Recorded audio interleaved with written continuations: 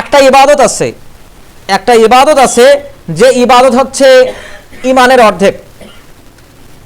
এই ইবাদতটা আল্লাহর কাছে যে আমরা সাহায্য চাই তার আওতায় আমাদেরকে নিয়ে আসে। আল্লাহ আমাদের সাহায্য করবেন, এই ইবাদতটা করলে আমরা আল্লাহর সাহায্যের আওতায় চলে যাই। এটা এমন একটা ইবাদত, এটা অন্য অন্য ইবাদতগুলোর প্রতি আমাদেরকে মনোযোগী করে তোলে। এটা এমন একটা ইবাদত যে ইবাদতটা আমাদেরকে খারাপ কাজ থেকে দূরে রাখে, খারাপ কাজ আমাদের জন্য কঠিন করে দেয়। এটা এমন একটা ইবাদত, কেউ যদি এই ইবাদত সঠিকভাবে করে তো সালাফগণ বলছেন তাহলে তাকে সে যেন সালাত কায়েম করলেও তার মর্যাদা দেওয়া হয়। এই ইবাদত এমন একটা ইবাদত, এই ইবাদত করে যদি কেউ ঘুমায়, রাসূলুল্লাহ সাল্লাল্লাহু আলাইহি ওয়াসাল্লাম বলছেন তাকে রাত্রিবেলা ফেরেশতারা পাহারা দেয়। কোন ইবাদত এটা? এটা কোন ইবাদত বলতে পারবেন? যে ইবাদতে ঈমান অর্ধেক পরিপূর্ণ হয়, যে ইবাদতে আমরা আল্লাহর সাহায্যের আওতায় চলে যাই, যে ইবাদত আমাকে অন্য অন্য ইবাদতগুলোর প্রতি মনোযোগী করে, যে ইবাদত আমাকে সমস্ত পাপ কাজ থেকে দূরে থাকতে সহায়তা করে, যে ইবাদত করলে আমি যেন সালাত কায়েম করলাম আল্লাহ আমাকে সেই মর্যাদা দেন, যে ইবাদত করলে আমাদের অন্তরে নূর বিকশিত হয়, যে ইবাদত করলে কিয়ামতে আমাদের অঙ্গগুলো চমকাবে। এবার পারবেন ওযুর মাধ্যমে, ওযুর মাধ্যমে আমাদের ইমানের অর্ধেক পরিপূর্ণ হয়ে যায়। রাসূলুল্লাহ সাল্লাল্লাহু আলাইহি ওয়াসাল্লাম বলছেন আত-তাহুরু শাতরুল ঈমান, সহিহ বুখারীর হাদিস। এই উজুর ফলে আমাদের ইমানের অর্ধেকটা পূর্ণ হয়ে যায়। এই উজুর ফলে আমি যখন উজুর ভিতরে থাকি তখন আল্লাহ সুবহানাহু ওয়া তাআলা আমাকে সাহায্য করেন, আমি ধীরে ধীরে ভালো কাজগুলোর প্রতি ধাবিত হই। এই উজুরে নষ্ট হয়ে যাবে এটা না করি। এই উজুর কারণে আমি কোরআন তেলাওয়াতের প্রতি মনোযোগী হই। এই উজুর ফলে মাথায় টুপি থাকলে কেউ সিগারেট মুখে দিতে একটু ভয় পায়, একটু লজ্জা লাগে, বিবেক কাজ করে না, রে এটা হবে না। দাড়ি রেখে মানুষ ফাহিশা কথা বলতে ভয় পায়, বিবেক বোধ কাজ করে তার, এই সুন্নতগুলো তাকে খারাপ কাজ থেকে বাধা দেয়। তো যখন আমরা উজু করি এর জন্য আমাদের অন্তরে নূর বিকশিত হয়।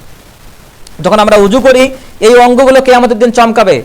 রাসূলুল্লাহ সাল্লাল্লাহু আলাইহি ওয়াসাল্লাম আমাদেরকে ওই হাউজে কাউসারের দিকে ডাকবেন, এটা দেখেই এই উজুর অঙ্গগুলো যখন চমকাবে, কোনো মুসলিম যখন জাহান্নামে যাবে সেটা দেখে তাকে বের করে নিয়ে আসবে জাহান্নাম থেকে, তারপর আবে হাতে গোসল করে তাকে জান্নাতে দেওয়া হবে। চিন্তা করেন এই কি উজু, কি ফজিলত এটা। এরপর কি হবে?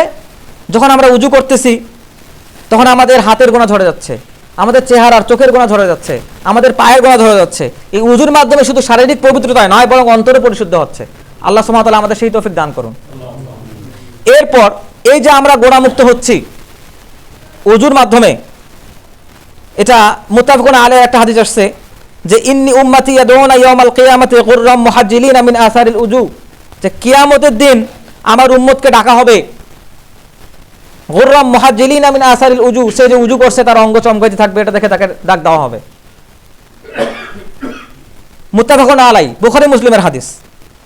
এরপর বলতেছেন সহিহ মুসলিমে আসছে 234 নম্বর হাদিসে, মা মিনকুম মিন আহাদিন ইয়াতাওয়াদ্দাউ ফায়ুবলিগুল উযুআ, যখন কেউ তোমাদের মধ্য থেকে প্রকৃষ্ট রূপে উজু করে, সুম্মা ইয়াকুলু, তারপর বলে আশহাদু আল্লা ইলাহা ইল্লাল্লাহু ওয়া আন্না মুহাম্মাদান আবদুহু ওয়া রাসূলুহু, ইযা ফুতিহাত লাহু আবওয়াবুল জান্নাতিস সামানিয়াহ, যখন কেউ উজু করার পরে এই দোয়াটা পড়ে আশহাদু আল্লা ইলাহা ইল্লাল্লাহু ওয়া আন্না মুহাম্মাদান আবদুহু ওয়া রাসূলুহু, তখন সে এমন স্তরে পৌঁছে যায় যেন জান্নাতের 8টা দরজাই তাকে ডাকতেছে। সুবহানাল্লাহি ওয়া বিহামদি। এরপর কি হবে? এরপর হবে ইয়াদখুলু মিন আইয়ুহা শাআ, তারপর তার যে দরজা দিয়ে ঢুকতে তার খুশি হয় সেই দরজা দিয়ে সে ঢুকবে। উজুর ফজিলত, এই উজুর ফজিলত সম্পর্কে আরো অনেক হাদিস আসছে। সহিহ বুখারী মুসলিমে সবচেয়ে বেশি হাদিস আসছে এই উজুর ফজিলত সম্পর্কে। এবং আমি আপনাদের সামনে কিছুক্ষণ পূর্বে রমাদান মান সামা মান কামা লাইলাতুল কদর যে হাদিসগুলো বললাম এগুলো মুত্তাফাকুন আলাইহির হাদিস। এরপর বলা হচ্ছে এই উযু সম্পর্কে বলা হচ্ছে যে মান তাআদ্দা হাকাযা গুফিরা লাহু মা তাকাদ্দামা মিন দানবিহি ওয়া কানা সালাতুহু ওয়া মাশুহু ইলাল মাসজিদিন নাফিলা, যখন কেউ পরিকৃষ্ট রূপে পরিপূর্ণভাবে উযু করে, যেভাবে রাসূলুল্লাহ সাল্লাল্লাহু আলাইহি ওয়াসাল্লাম উযু করছেন, তখন কি হয়? গুফিরা লাহু মা তাকাদ্দামা মিন দানবিহি, তখন তার সমস্ত গুনাহ ক্ষমা করে দেওয়া হয়। সুবহানাল্লাহি ওয়া বিহামদিহি। ওয়া কানা সালাতুহু, এরপর যখন সে সালাতে যায়, সালাতে যাওয়ার সময় কি হয়? তাকে তার জন্য একটা করে নেকি লেখা হয়, একটা গুনাহ ক্ষমা করা হয় এবং তার মর্যাদা বৃদ্ধি করা হয়।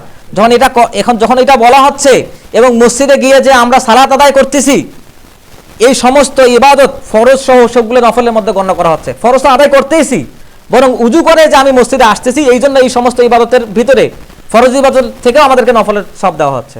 সুবহানাল্লাহি ওয়া বিহামদিহি। তো এই হাদিসগুলো বুখারী মুসলিমের হাদিস সবগুলো। তো এখন আমরা এই হাদিস থেকে কি শিক্ষা নিতে পারি?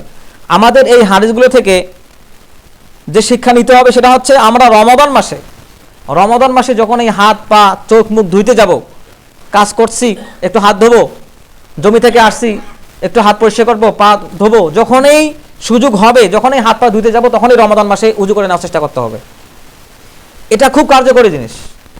যখন আমরা এটা করব, রমাদান মাসে আমার দ্বারায় যে অহেতুক পাপগুলো হয়ে যাচ্ছে, বা আমি না চাইতেও যে পাপগুলো করে ফেলতেছি, আল্লাহ সুবহানাহু ওয়া তাআলা আমাদেরকে সাহায্য করবেন কিনা। আমি তো পবিত্র আছি, পবিত্র থাকার অর্থই হচ্ছে আমি পবিত্র থাকতে চাচ্ছি। আমি যখন চাই তখনই না আল্লাহ সুবহানাহু ওয়া তাআলা আমাকে সাহায্য করবেন।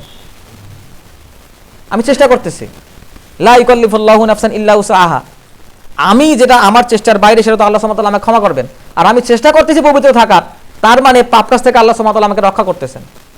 এই জন্যই আমাদেরকে এই উজুর প্রতি মনোযোগী হতে হবে এই রমাদান মাসে। এরপর বলা হচ্ছে, এখানে সাহাবীদের এবং তাবিঈদের অনেক আমল চলে আসছে। যেমন বলা হচ্ছে, মান হাফাযা আলা তুহুরি আকরামাহু বিল্লাহি বিসসালাহ। এখানে বলা হচ্ছে, যদি কেউ তার ওযু হেফাজত করে। ওযু হেফাজত করার অর্থ কি? ওযু হেফাজত করার অর্থ হচ্ছে, আমার ওযু নষ্ট হয়ে গেছে, আমি আবার ওযু করে নিলাম। ওযু হেফাজত করার অর্থ হচ্ছে, আমার ওযু আছে, আমি আবার ওযু করে নিলাম। এখানে বলা হচ্ছে, যদি কেউ ওযু হেফাজত করে, কখন? আকরামাহুল্লাহু বিসসালাহ, যখন মানুষের উজু করতে কষ্ট হয়, এই ঠান্ডায় উজু করতে পারতেছে না, এই কষ্টের সময়ে যে ব্যক্তি উজু করে, আল্লাহ সুবহানাহু ওয়া তাআলা সালাত যে সে আদায় করবে, এই তৌফিক দিয়ে আল্লাহ সুবহানাহু ওয়া তাআলা তাকে সম্মানিত করেন। সুবহানাল্লাহ। তার মানে প্রকৃষ্টরূপে উজু করতে হবে, যেটা আমাদের গুনাহ ক্ষমা করিয়ে দিচ্ছে। সাঈদ ইবনুল মুসাইয়িব রাহিমাহুল্লাহ, মানে তাবিঈদের সর্দার বলা হয় ওনাকে। এটা হচ্ছে তার কথা, যেটা বললাম কিছুক্ষণ আগে। এরপর এখানে বলা হচ্ছে, মান বাতা তাহিরান বাতা ফি শিফাইল মালাক। এখানে বলা হচ্ছে যে, যদি কেউ উজুর ভিতরে থাকে এবং উজুর উপরে রাত্রি যাপন করে, তখন ফেরেশতারা তাকে পাহারা দেয়, তার কেউ কোনো ক্ষতি করতে পারে না। আমরা কিছু 2 সপ্তাহ আগেই যে আলোচনা করে আসলাম, যখন কেউ অপবিত্র অবস্থায় রাত্রি যাপন করে, তখন তার উপর জাদুগুলো ক্রিয়া করে, তখন খন্নাসেরা তার উপর আক্রমণ করলে সেটা ব্যর্থ হতে পারে না। কিন্তু যখন আমরা উজু অবস্থায় আয়াতুল কুরসি পাঠ করে ঘুমাই, যখন আমরা সূরা ইখলাস ফালাক নাস পাঠ করে ঘুমাই, তখন এই জাদুগুলো, এই বিষক্রিয়াগুলো আমাদের উপর কাজ করতে পারে না, শয়তান আমাদের উপর কাজ করতে পারে না। এই বর্ণনা থেকে আমরা এটা পাইলাম। এরপরে এখানে কিতাবুত তাহারা থেকে ইবনে আবিদ দুনিয়া বলতেছেন যে, মান তাওয়াদ্দা ফা আসানা উদুহু, যে ব্যক্তি প্রকৃষ্ট রূপে উজু করে, সুম্মা ক্বালা আশহাদু আল্লা ইলাহা ইল্লাল্লাহু ওয়াহদাহু লা শারীকা লাহু ওয়া আশহাদু মুহাম্মাদান আবদুহু ওয়া রাসূলুহু, আল্লাহুম্মা জাআলনি মিনাত তাওয়াবিনা ওয়া জাআলনি মিনাল মুতাতাহহিরিন। আল্লাহুম্মা জাআলনি মিনাত তাওয়াবিনা, হে আল্লাহ, আপনি আমাকে তওবাকারীদের অন্তর্ভুক্ত করুন। ওয়া জাআলনি মিনাল মুতাতাহহিরিন, এবং আমাকে পবিত্র মানুষদের অন্তর্ভুক্ত করুন। উজুর শেষে যদি কেউ এই দোয়াটা পড়ে, তখন কি হয়? ফুতিয়াত লাহু আবাবুল জান্নাতিস সামানিয়া, তখন তার জন্য জান্নাতের 8টা দরজাই খুলে যায়। আমরা এর আগের আলোচনায় শুনেছি যে, আবু বকর রাদিয়াল্লাহু আনহু এমন একজন মানুষ, রাসূলুল্লাহ সাল্লাল্লাহু আলাইহি ওয়াসাল্লাম ঘোষণা করছেন যে আবু বকরকে জান্নাতের 8টি দরজায় তাকে ডাকতে থাকবে। কিন্তু আমরা উজুর মাধ্যমে সেই ফজিলতটা পাচ্ছি। চিন্তা করে দেখেন, সাধারণ একটা আমল। এই জন্য রমাদান মাসে শরীর এবং এই মনের যে পবিত্রতা, এর জন্য আমাদের অবশ্যই এই উজুর সঙ্গে থাকতে হবে। সবসময় উজুর সঙ্গে থাকতে হবে, যেটা আমাদেরকে ভালো কাজের প্রতি মনোযোগী করবে এবং খারাপ কাজ থেকে দূরে রাখবে। একটা অস্ত্রের মতো এই অস্ত্র আমাদের প্রয়োগ করতে হবে।